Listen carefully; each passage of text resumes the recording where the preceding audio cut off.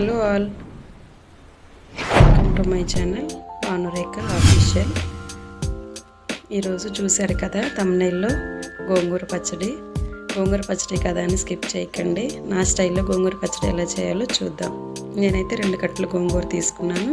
దాంట్లోకి 100 గ్రాములు ఎండుమిర్చి, 1 స్పూన్ జీలకర్ర, 1 స్పూన్ ఆవాలు, 1 స్పూన్ మెంతులు, 1 స్పూన్ ధనియాలు, 2 టేబుల్ స్పూన్స్ ఆయిల్ వేసుకొని దాంట్లో గింజలు వేరు చేసుకొని పెట్టుకున్న ఎండుమిర్చిలోని గింజలు, తర్వాత ఆవాలు, జీలకర్ర, ధనియాలు వేసి మీడియం టు లో ఫ్లేమ్లో పెట్టుకొని స్లోగా ఫ్రై చేసుకోవాలి.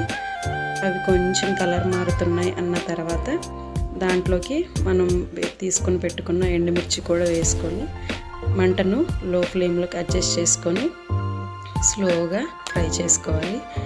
అవి కొంచెం కలర్ మారుతున్నాయి అన్నప్పుడు వాటిని కూడా తీసి పక్కన పెట్టుకోవాలి. చాలా లో ఫ్లేమ్లో ఫ్రై చేసుకుంటేనే మంచిగా ఫ్రై అవుతాయి.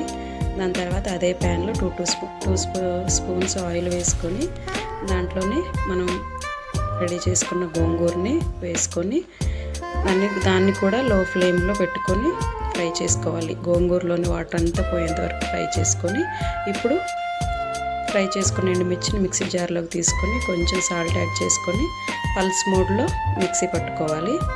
అదే జార్లో మిక్సీ పట్టుకున్న తర్వాత మనం ఫ్రై చేసుకున్న గోంగూరను కూడా వేసుకొని మరొకసారి పల్స్ మోడ్లో మిక్స్ చేసుకోవాలి. తర్వాత దానికోసం పోపు కోసం 2 టేబుల్ స్పూన్స్ ఆయిల్ వేసుకొని తాలింపులు, జీలకర్ర, దంచుకున్న వెల్లుల్లి, కరివేపాకు, ఎండుమిర్చి వేసుకొని ఫ్రై చేసుకొని దాంట్లో మనం చేసుకున్న ఈ గోంగూరని దాంట్లో యాడ్ చేసుకొని కలుపుకొని ఆరిన తర్వాత ఒక ప్లాస్టిక్ జార్లోకి లేదా డబ్బాలోకి పెట్టుకొని ఫ్రిడ్జ్లో పెట్టుకుంటే 1 మంత్ వరకు నిల్వ ఉంటుంది. చాలా అంటే చాలా టేస్టీగా ఉంటుంది.